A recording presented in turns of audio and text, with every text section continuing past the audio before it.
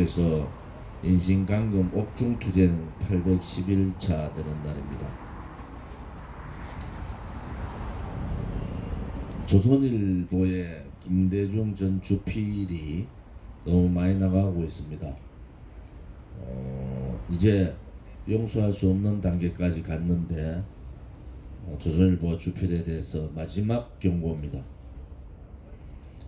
그들은 2017년 3월 10일 돌아가신 이 5분 또 76분의 부상자 그리고 중상으로 병원에 실려갔던 그분들의 행방, 우리가 40일 동안 이렇게 사진, 증거 사진을 비롯한 소방청의 자료를 가지고 이 생명의 존엄에 대한 좌파 독재 정권의 행위에 대해서 항거하고 있는데, 이 부분에 대한 기사 한 줄 내지 않으면서 박근혜 대통령에 대한 얘기만 나오면은 길길이 딴짓을 하고 있는 김대중 씨에 대해서 마지막 경고합니다.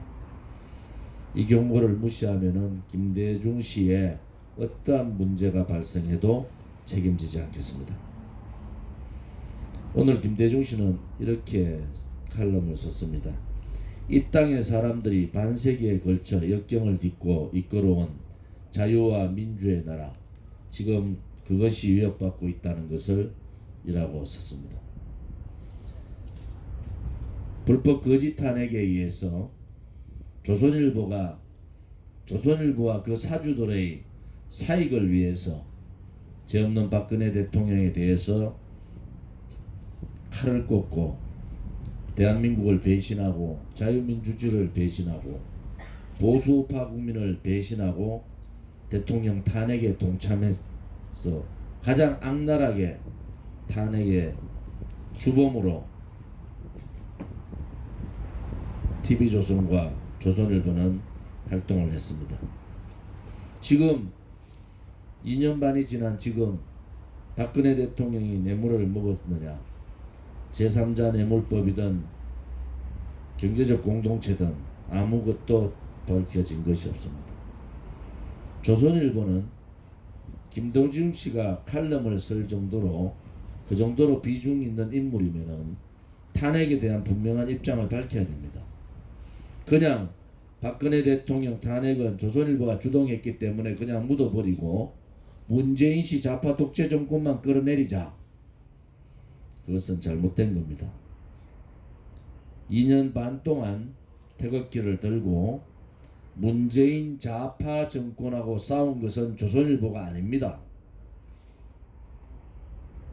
민초들이었고 태극기를 든 애국 국민들이었습니다.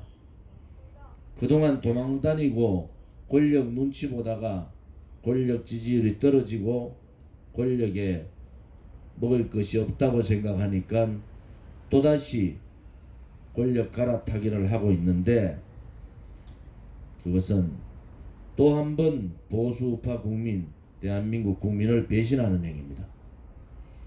대한애국당은 분명히 지난번 조선일보가 박근혜 대통령에 대한 입에 담지 못할 폄하의 글을 썼을 때 분명히 경고를 했습니다. 이것은 김대중 개인의 문제가 아니라 조선일보의 입장인가? 그러면은 우리는 조선일보하고 전면전을 할 수밖에 없다. 그렇게 경고했음에도 불구하고 자기의 알량한 글솜씨를 가지고 2년 반 동안 좌파 독재 정권, 누구도 고개 숙이고 아무 말 못하고 저항하지 못하는 그 암울한 시기에 태극기를 들고 저항의 목소리를 내고, 문재인 정권은 촛불 혁명 쿠데타 세력이라고 그렇게 떠들고 있는 보수우파 태극기 국민들한테 이렇게 배신의 칼을 한 번도 아니고 3번씩이나 꽂아서 되겠습니까? 조선일보는 탄핵 정국에 있어서의 그들의 기사들을, 또 그들의 농객들의 얘기들을 한번 돌려보십시오. 얼마나 박근혜 대통령에 대해서 거짓 선동을 했는 것인지.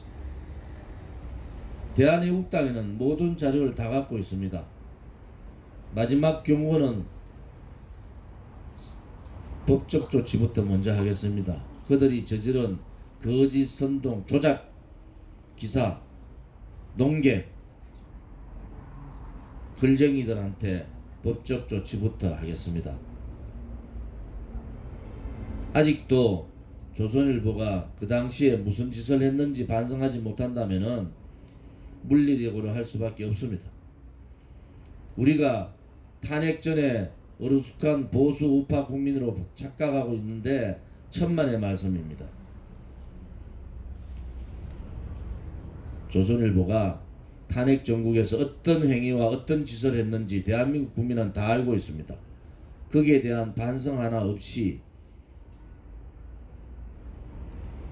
그렇게 자기 생각대로 그렇게 글 쓰는 것은 역사에 대한 배신이고 대한민국 국민에 대한 배신이고 자유민주 대한민국에 대한 배신인 행위입니다. 글을 쓰더라도 예의가 있는 겁니다. 글을 쓰더라도 품격이 있는 거예요. 자기가 생각하는 대로 그냥 글을 쓸 단계가 아닙니다. 나라가 다 망했는데 조선일보 같은 어용 언론 방송들 때문에 나라가 다 망했는데 그들 때문에 나라가 대한민국이 붉은 무리들의 손에서 허우적거리고 있는데 그 원죄를 생각하지 못한 김대중과 같은 이런 자들은 용서할 수가 없습니다.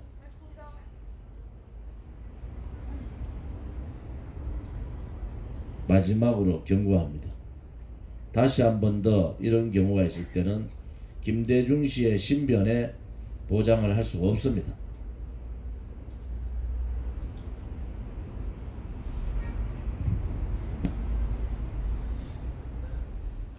예, 우리